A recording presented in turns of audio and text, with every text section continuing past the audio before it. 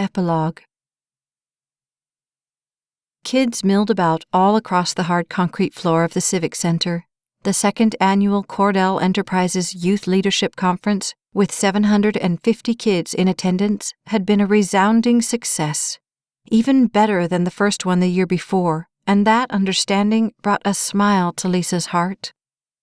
A whole year had come and gone since they had stood on that street and held each other, yet it seemed a lifetime.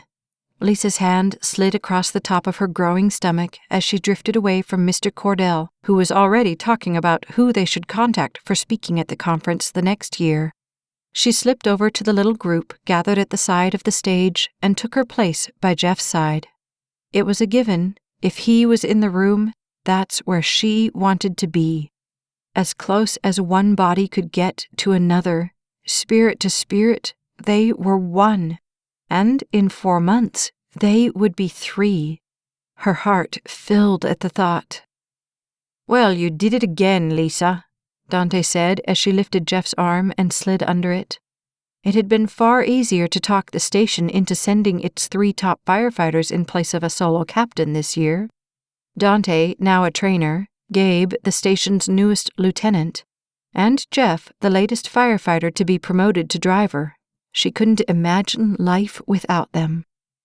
"Yeah, thanks to you guys and a mountain of great help," she said with a smile. "I could never have pulled this off by myself." "Modesty," Eve said with a nod to Jeff from where she stood 2 steps up on the small set leading to the stage. "I knew there was a reason you hooked up with her." "Yeah," he agreed as his gaze found Lisa's. "Not to mention the fact that she's beautiful and strong and brilliant and—" His lips found the edges of the skin at her neck, and she laughed in embarrassment. "Would you behave yourself?" she asked as her hand pushed him back. "I don't know," he said, pulling back to look into her eyes seriously. "That's a pretty tall order with you around." "And you said he was shy," Lisa said to Eve. "Hey, I'm not taking any responsibility for that one," Eve said with a raise of her perfectly manicured hands. "He was when I met him." "And that was before or after his brain transplant?" Dante asked from his position at Eve's side. "Before," Eve said, nodding.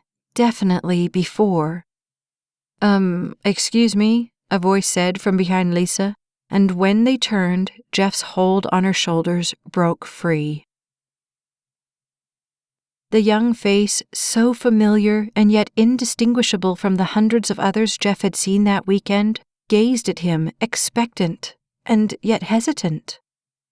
"Can we help you?" Lisa asked as the wheels of Jeff's head struggled to put that face with a time and a place. "Yes." The gaze behind the dark glasses fell. "Well, kind of. I just wanted to come and say thanks." The kid held out his hand to Jeff. "I never got a chance to, that day on the bridge." A breath and all the pieces fell into place. "Parker?" The young man nodded as Jeff shook his hand. "I couldn't believe it when I saw you up there today. I've been trying to find you for a year now to say thanks, but I guess there are a lot of firefighters in Houston." "A few," Jeff said with a smile. Then he noticed the close presence of a friend at his elbow, and he turned to look at the man who looked much older now than when he had first run up on the bridge that day. "Hey, Parker, you remember AJ, don't you? He was the paramedic that day." "Yeah," Parker said as he realized who the man standing next to Jeff was. No hat and looking decades instead of a simple year older, AJ held out a hand. "Sorry, I didn't recognize you." "That's okay," AJ said with a soft smile. "I'm just glad you made it." The two shook hands. "So, you came to the youth conference?" Parker nodded. "They said the emergency teams would be talking, and since that's what I'm wanting to go into when I get out next year, I thought it'd be a good idea to come check it out." "Go into?" Jeff asked, tilting his head to the side curiously. Parker's gaze fell to the floor. "Well, I haven't exactly decided yet. Fire, police, rescue, something like that." The edge of Lisa's hand touched Jeff's arm, and he knew her thoughts without her speaking them. "That's great, Parker," Jeff said sincerely. "It really is. But do it for you, okay? It's too tough to do it for someone else." A question, and then understanding slid through Parker's eyes as he smiled at Jeff. "I'll remember that." "Hey, Parker!" someone called from the auditorium edge. Parker's gaze jerked to the side, and he turned back to them hurriedly. "My ride's leaving. I'd better go." Jeff pointed to the program in Parker's hand. "Any time you've got questions about the field, give me a call. If I can't answer it, I'll find someone who can." "I appreciate that," Parker said, holding out his hand again. "And thanks for everything."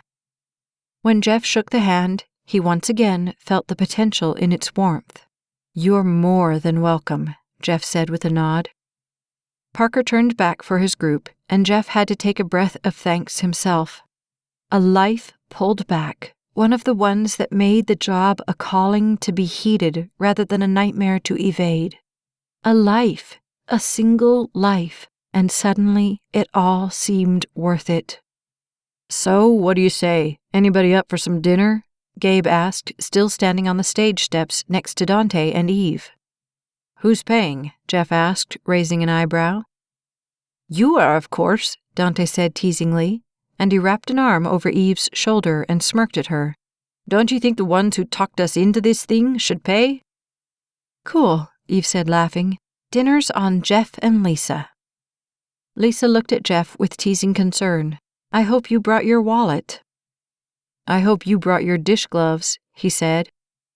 "Typical man," Eve said, shaking her head. "They conveniently forget their wallets every single time." "It's okay," Lisa said as she ducked under the arm Jeff held out. "I didn't marry him for his money." "Good thing," Dante said. Jeff turned and smiled at her. "Yeah, good thing." Her eyes beamed at him with a promise of forever. At that moment, his vow in life shifted from a promise to protect and serve others to a new pledge. For as long as he lived, he would protect and serve the woman who had stood by him in the midst of life's greatest turmoil. Not because he owed her, but just because his love would let him do nothing less. As the others started out in front of them, Jeff held Lisa back gently. His grasp around her shoulders tightened. "Hey, you did good today." Softly, she looked up at him, belief in all their future held shining in her eyes. "No, we did good." "You're right," he said, pulling her to him, heart, body, and soul. "We did good." This has been To Protect and Serve, Volume 1 of the Courage series.